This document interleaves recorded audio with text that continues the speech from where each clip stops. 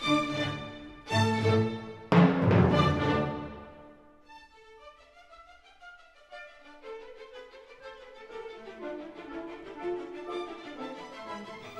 I'm Jackie and I'm a fitness trainer. The reason I became a fitness trainer is because I love exercise. I love that it helps you feel so good, it gives you so much more energy, and that way you can get so much more out of every single day. I also love that exercise helps prevent or treat or even cure some diseases. And one of them that I'd like to talk about specifically today is osteoporosis. So calcium helps keep our bones strong, but gradually over time, if we don't get quite the right nutrition, then calcium is taken out of our bones and it's used elsewhere. So gradually over time, our bones weaken, they get more porous, and they're more likely to break. So back around 2005, I was diagnosed with osteopenia, which is the precursor for osteoporosis. So I did a whole lot of reading and researching, trying to figure out how best to put together an exercise program to help reverse my own osteopenia. So hopefully I can help some other people too. So I put together some moves that I think everybody should do to help prevent or reverse their own osteoporosis or osteopenia, or to prevent it. So there are 5 moves that I really want to show you today to help prevent or reverse osteoporosis. So the first is called a heel drop. But now remember to always talk to your doctor before you make any changes to your fitness routine. So you may know that high-impact aerobics are really good at building bone density. So things like running, playing tennis, or jumping. So they help strengthen our bones. But they're really hard on our joints. But there's a really easy way to get the high impact from the aerobics without the stress on our joints, and that's a heel drop. So all you have to do is basically go up on tiptoe and then drop down. So you want a little bit of a thump as you come down. But you come up, you do about 10 of those in a row. So try not to do more than 10 because you'll probably get a little bit of a headache. And do those a few times throughout the day, so maybe 50 total a day. But that way, every time you come down, there's that thump that reverberates through your whole skeleton, so it helps to improve your bone density from head to toe. So that reverberating actually signals to our bodies to help strengthen our bones. So head to toe, we have stronger bones. So the second move that I want to show you involves some resistance training. So resistance training is great for building bone density. So the way that works is basically anytime you contract a muscle against the resistance. So for example, if I have a weight in my hand and I contract my bicep muscle against that resistance, anywhere that muscle attaches to the bone, put some stress on the bone.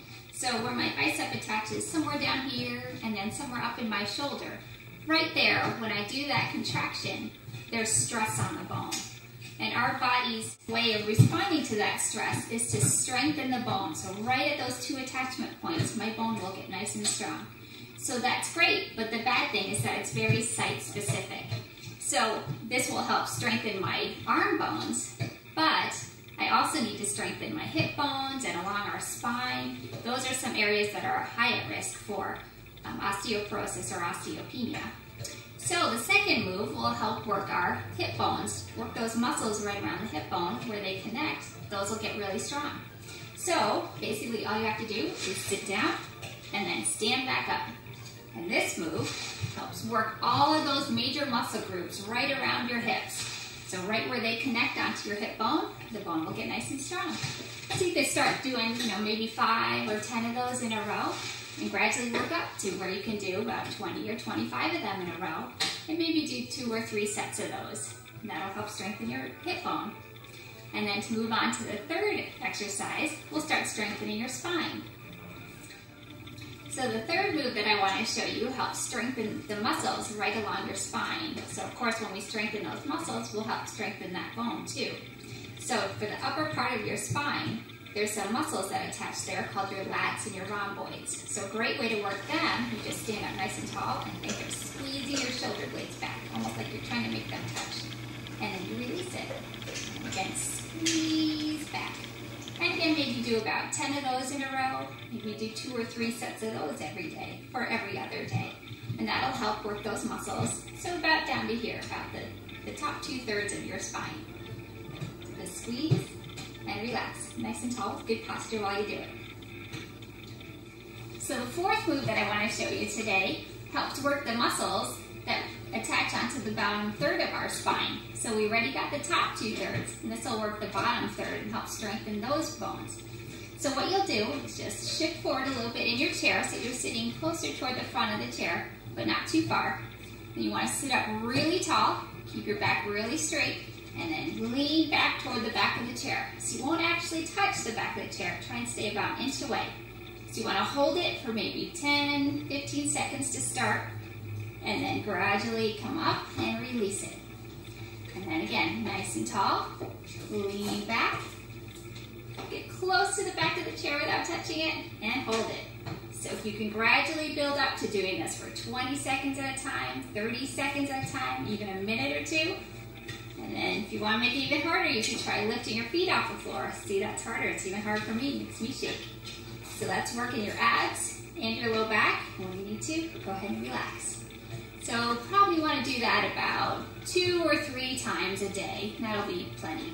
So again, that's strengthening your ab muscle and your low back muscle. Pretty much all those muscles there in your core. So your whole tummy area will get nice and toned. So you also will be strengthening those low back muscles, and they attach to your spine. They'll help strengthen your spine too. So the fifth and the last move that we'll do today will help strengthen our wrist muscles and therefore also the bones in our wrists. So these are an area that are at risk for breaking should we fall if you have low bone density. So are our ankles, but we've already worked our ankle muscles when we did those heel drops, and then the other 2 areas are our hips and our spine, so we'll be all covered. So to strengthen our wrist muscles, basically what we'll do is we'll make a fist and then just squeeze nice and tight. Almost like you're squeezing a stress ball. And if you ever wanted to, you could do this with a stress ball or with a tennis ball. Just hold on to it and give it a good squeeze. Maybe do about 10 of these in a row. And then another one that I would do is putting your thumbs on top and then pressing down with your thumbs. So if you've ever played thumb war, it's kind of like that move. So you just press down nice and hard and just give it a good squeeze. And again, you'll feel that working all those little muscles all around your wrist. That'll help strengthen your wrist bones. So do about 10 of each kind, and maybe 2 or 3 times a day. And that'll be sufficient to strengthen your wrist muscles. You can alternate if you want, or you can do all 10 in a row, and then switch to the other 10. It's up to you. So that's the last move that I would do. And again, that works all the areas that are at risk for osteoporosis or osteopenia, and will help strengthen your bone density from head to toe.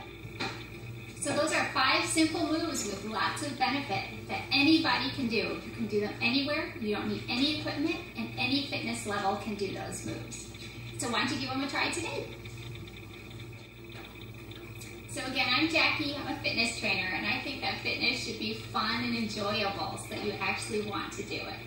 So please keep an eye on YouTube. I have some more videos coming out soon. And in the meantime, please feel free to visit my website. It's bodydefinitions.com. You can visit my blog from there where I have some free nutritional advice for you as well. So Jackie with Body Definitions, well, I think it should be fun to get fit, so you never want to quit.